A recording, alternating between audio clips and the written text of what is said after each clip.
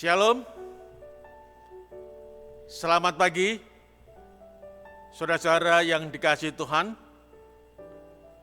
Kembali pada pagi ini, kita akan menikmati sabda Tuhan sebagai bekal kita dalam melangkahkan kaki kita untuk aktivitas kita sepanjang hari ini. Untuk itu, kita akan lebih dahulu berdoa. Allah yang kami sembah dan Allah yang kami puji dalam kehidupan kami, Allah yang selalu mempedulikan kehidupan kami, bahkan menuntun dan memberkati kami. Kami bersyukur oleh karena pada pagi ini, Tuhan siapkan hati kami untuk mendengarkan pekabaran sabda-Mu. Kiranya kuasa-Mu melalui Roh Kudus boleh bekerja dalam hati kami, memberikan pengertian akan sabda-Mu. Demikian juga kiranya hamba-Mu yang pada pagi ini ambil bagian dalam pelayanan ini, urapan Roh Kudus-Mu boleh menjadi bagian hamba-Mu ini. Terima kasih Tuhan, dalam nama Tuhan Yesus kami berdoa dan mengucap syukur. Amin. Saudara-saudara yang dikasihi Tuhan, bekal kita pada pagi ini, yaitu bekal rohani, dengan judul antusias. Apa antusias itu? Sesuatu tindakan, sesuatu keinginan yang luar biasa, sehingga di sanalah timbul ketekunan ya, di dalam melakukan sesuatu. Itulah antusias. Jadi fokus kepada sesuatu yang mungkin lakukan ataupun juga dipelajari. Pada pagi ini kita akan belajar sebuah perikop, yaitu Kisah Rasul pasal yang ke-17. Namun beberapa ayat kita akan tinggalkan itu. Marilah kita baca di dalam Kisah pasal 17 ayat 11 dan 12. Kisah Rasul pasal yang ke-11 ayatnya Kisah Rasul pasal 17 ayat 11 dan 12. Orang-orang Yahudi di kota itu lebih baik hatinya daripada orang-orang Yahudi di Tesalonika, karena mereka menerima firman ini dengan segala kerelaan hati, dan setiap hari mereka menyelidiki kitab suci untuk mengetahui apakah semuanya itu benar demikian. Ayat 12 dikatakan, banyak di antara mereka yang menjadi percaya. Juga tidak sedikit di antara perempuan-perempuan terkenal dan laki-laki Yunani. Saudara-saudara yang dikasihi Tuhan, inilah bentuk antusias dari orang-orang Yahudi di Berea. Mereka menerima firman dengan rela hati, dan setiap hari mereka menyelidiki kitab suci untuk mengetahui apakah semuanya itu benar demikian. Inilah bentuk antusias yang luar biasa. Semangat untuk menyelidiki, semangat untuk mempelajari, kerinduan untuk mendapatkan mutiara-mutiara kebenaran. Dalam tradisi Yahudi,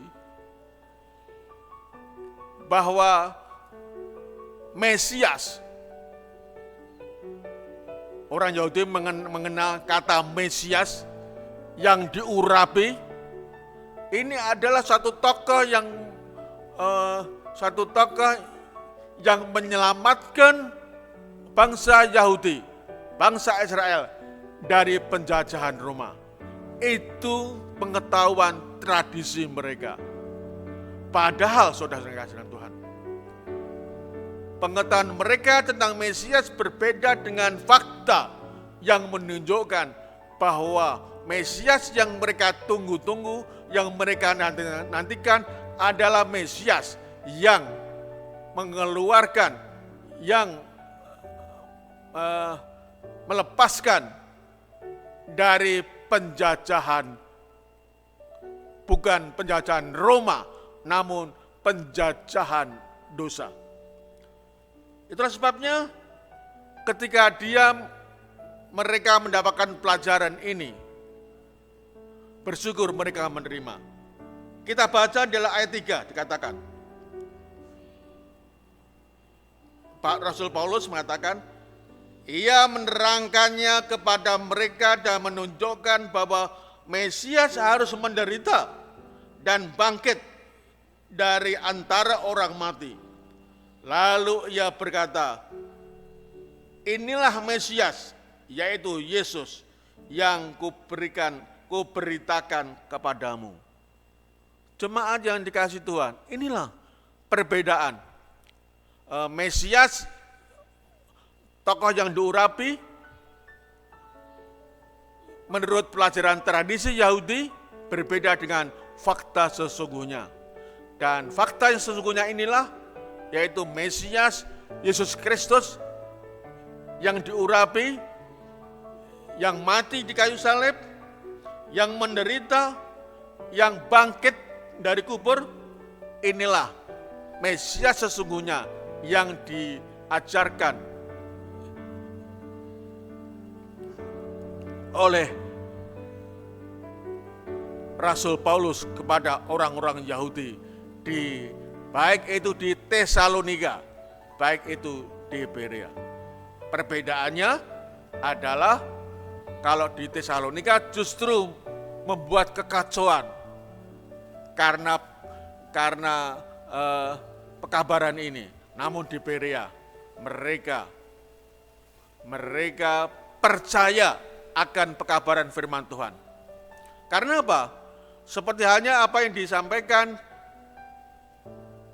di dalam Yohanes pasal 5 ayat 39. Yohanes pasal 5 ayat 39, Tuhan Yesus mengatakan demikian. Kamu menyelidiki kitab suci, sebab kamu menyangka bahwa olehnya kamu mempunyai hidup yang kekal. Tetapi walaupun kitab-kitab suci ini memberi kesaksian tentang aku. Inilah yang diimani oleh siapa? Orang Berea. Yaitu bahwa di dalam kitab suci, pada waktu itu masih perjanjian lama, perjanjian baru belum ada. Dikatakan semuanya menceritakan tentang siapa? Mesias yang diurapi, Tuhan Yesus Kristus. Dan inilah yang dipercaya oleh orang-orang di Berea sambil mereka menyelidiki terus-menerus tentang pekabaran Injil dari Rasul Paulus ini. Jemaat yang dikasihi oleh Tuhan, bagaimana dengan kehidupan kita sebagai umat-umat Tuhan?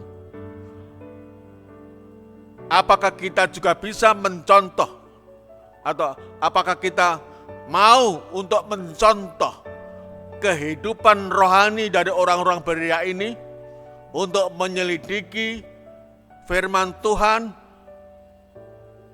di dalam kehidupan kita? Semakin kita melihat kedatangan Yesus yang kedua kali semakin dekat, kita seharusnya mempunyai roh sama seperti yang dipunyai oleh orang-orang Berea ini, yaitu menyelidiki tentang firman Tuhan, tentang Alkitab, tentang janji-janji Tuhan, apalagi janji kedatangan Tuhan Yesus yang kedua kali. Marilah saudara yang kasih dalam Tuhan, marilah kita datang kepada Tuhan melalui firman-Nya.